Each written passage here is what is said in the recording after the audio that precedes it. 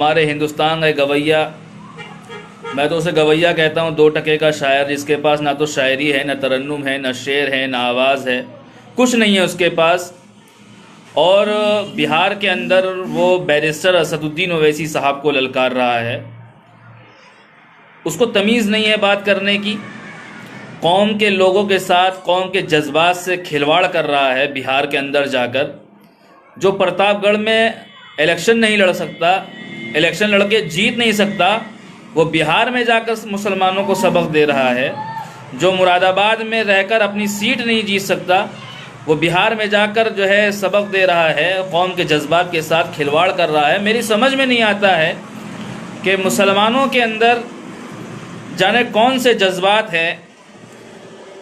मेरी समझ में नहीं आता है कि 2 कौड़ी का शायर, 2 टके का शायर, जिसके पास आवाज़ नहीं है, जिसके पास अपनी शायरी नहीं है, जिसके पास कोई साज नहीं है, और कौम उसको 2 लाख रुपए, 2.5 लाख रुपए दे के मुशायरे में बुलाती है और मुशायरे में उसको पूरी रात उससे मुजरा कराती है।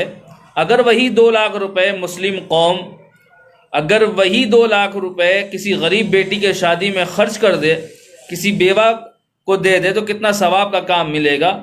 लेकिन ये 2 टके का शायर बिहार में जाकर बैरिस्टर ओवैसी साहब को ललकार रहा है और सवाल कर रहा है कि आप एनआरसी बिल के बारे में क्या जानते हैं, बिल फाड़ के क्या हुआ।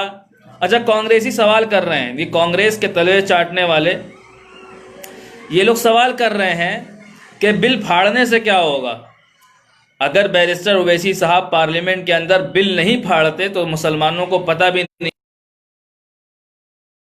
पार्लियामेंट के अंदर अगर बिल नहीं फाड़ते तो मुसलमानों को पता भी नहीं होता कि क्या बिल जो है, क्या नाम, एनआरसी क्या है, CAA का है। ये ओवैसी साहब की ताकत है कि पार्लियामेंट के अंदर बिल फाड़ कर ये बताया कि देखो, ये तुम्हारे मुसलमानों, देखो तुम्हारे लिए काला कानून बनाया जा रहा है। ओवैसी साहब के बिल फाड़ने की वजह थी जो मुसलमानों को पता है। और ये कहते हैं कि ओवैसी साहब शाहीन बाग क्यों नहीं आए। बड़े अजीब सवाल हैं इन लोगों के। हमें समझ में नहीं आता कि कौम के नौजवान बच्चे उस पर जवानी कुर्बान कर रहे हैं। याद रखिए, नजीब की माँ नजीब के ऊपर शेरो शायरी करके 2 घड़ियाली आंसू बहाकर तुमने वाही लूटी। और दूसरी चीज़, सबसे पहले तुमने मदरसों के नाम पर तुमने नज़म बनाई और मदरसे के आलिमों ने, मदरसे के बच्चों ने तुमको क्या नाम, सर पे बिठाया, वरना तुम्हें जानता कौन था। ये मुसलमानों की बल्कि मदरसों की देन है, मदरसों के आलिमों की और मदरसे के तलबा की देन है कि तुम्हारा तारुफ कराया, वरना तुम्हें कोई जानता नहीं है। तुम्हारी इतनी औकात नहीं है कि तुम प्रतापगढ़ से चुनाव लड़ो और जीत कर पार्लियामेंट के अंदर या असेंबली के अंदर जाओ। तुम्हारे अंदर इतनी ताकत नहीं है। 2.5 लाख रुपए तुम्हें चाहिए, फॉर्च्यूनर गाड़ी तुमको चाहिए, ऐशो इशरत चाहिए, बेहतरीन होटल चाहिए, हर टाइम बस फ़ोटोबाजी कराना, हर एंगल से फ़ोटो खिंचवाना।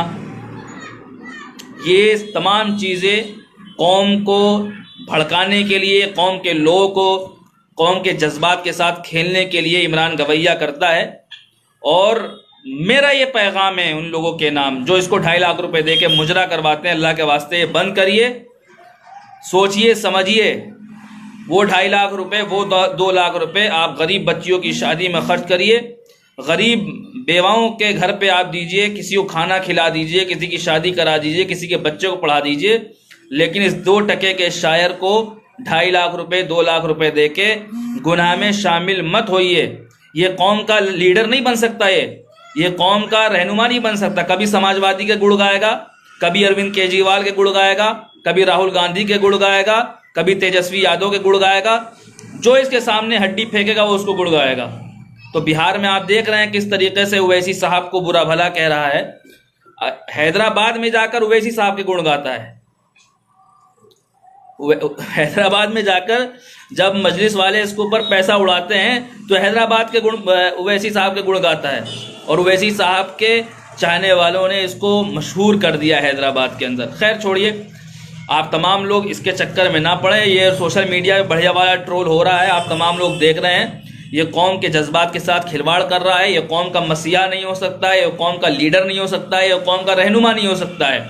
इसे सिर्फ पैसा चाहिए, पैसा। इसे 2.5 लाख रुपए चाहिए और मुजरा करवाइए। ना तो इसके पास शायरी है, ना आवाज़ है, ना तरन्नुम है, ना इसके पास जो है क्या नाम साज है। इसकी अपनी शायरी भी नहीं है, इसको शायरी भी कोई और लिख के देता है, सुनने में आया है। और कुछ और भी शौकीन है, इसके अंदरूनी ख्यालात हैं, लोगों को पता भी है, बहुत सारे जो इसके करीबी हैं।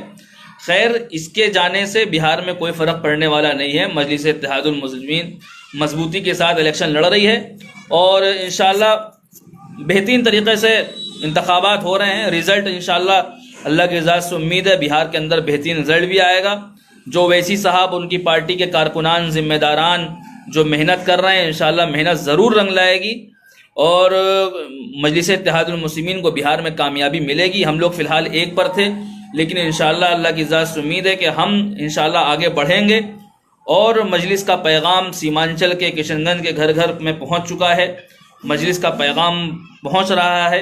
आने वाले वक्त में मजलिस इत्तेहादुल मुस्लिमीन बिहार के अंदर सबसे बड़ी पार्टी बनकर उभरेगी इंशाअल्लाह ताला। लेकिन कांग्रेस का इंशाअल्लाह खात्मा होगा। अभी ये जो आरजेडी और इनका कांग्रेस का गठबंधन है ना, ये इंशाअल्लाह आप तमाम देखिएगा कि चुनाव के कुछ दिन के बाद ही इंशाअल्लाह इनमें आपस में दरार पैदा होगी, आपस में लड़ेंगे, इनकी सरकार भी इंशाअल्लाह गिरेगी। खैर छोड़िए, मैंने जो आप तमाम लोग के दरमियान बात रखी, आप तमाम लोग याद रखिए। इंशाअल्लाह फिर किसी मौके पर आपके दरमियान में आऊँगा। अस्सलामु अलैकुम वरहमतुल्लाह।